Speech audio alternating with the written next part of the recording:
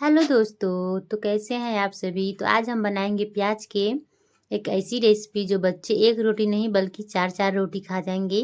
तो यहाँ पर हम लिए हैं छोटे छोटे प्याज। तो यहाँ हम सारे प्याज को छील लिए हैं। मेरा यहाँ पर 1 केजी प्याज है और इसको अच्छे से छील के हम धो लिए हैं।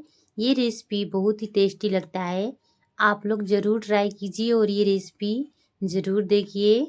तो यहाँ हम प्याज को अच्छे से कट कर लेंगे। तो हमको प्याज को ज़्यादा महीन नहीं काटना है। एक प्याज में 2 ही कट लगाना है ताकि ये गले ना प्याज। तो हम सारे प्याज को कट कर लेंगे इसी तरह से।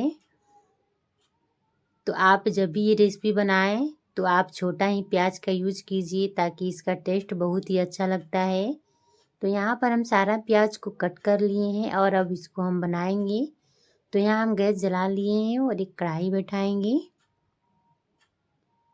और ये हम सरसों के तेल में पकाएंगे ताकि इसका टेस्ट और ज़्यादा बढ़ जाए। तो यहाँ हम सरसों के तेल डाल दिए हैं और इसको थोड़ा गर्म होने देंगे।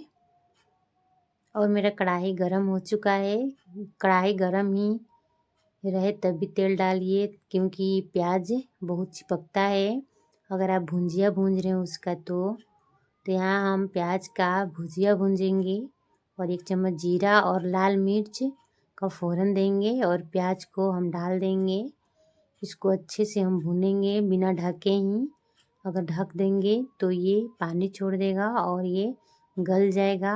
तो हमें हाई आंच पे इसको भूनना है और बिना ढके ही। और नमक अभी नहीं डालना है इसमें। सिर्फ इसको भूनना है जैसे आप सब्जी में प्याज को आप भूनते हैं बस उसी तरह से इसको भी भूनना है। जब हल्का ये भुंजा जाए तब इसमें हम डालेंगे कुछ मसाले। तो यहाँ पर मेरा और थोड़ा लाल हो चुका है तो अब हम डालेंगे मसाला। तो 1 चम्मच हम डालेंगे हल्दी पाउडर और 1 चम्मच मिर्च पाउडर और 1 चम्मच काली मिर्च और जीरा पाउडर डालेंगे। इसमें ज़्यादा मसाला नहीं डाला जाता है, बस इतना ही काफ़ी है इसके लिए। और स्वाद अनुसार नमक जब भी प्याज का भुंजिया भुंजे नमक कम ही डालें क्योंकि ये गल के थोड़ा सा हो जाता है। तो फिर ये नमक ज़्यादा डालेंगे तो ये इसका टेस्ट ख़राब हो जाएगा। तो थोड़ा ही डालिए, कम होगा तो बाद में डाल सकते हैं। तो यहाँ पर मेरा सब मसाला डाल दिए हैं और थोड़ा देर इसको भूनेंगे। इसको ढकना नहीं है, बिना ढके ही भुन जाता है। तो यहाँ मेरा प्याज का भुंजा चुका है और थोड़ा देर भूंजेंगे ताकि मसाला कच्चापन ना रहे।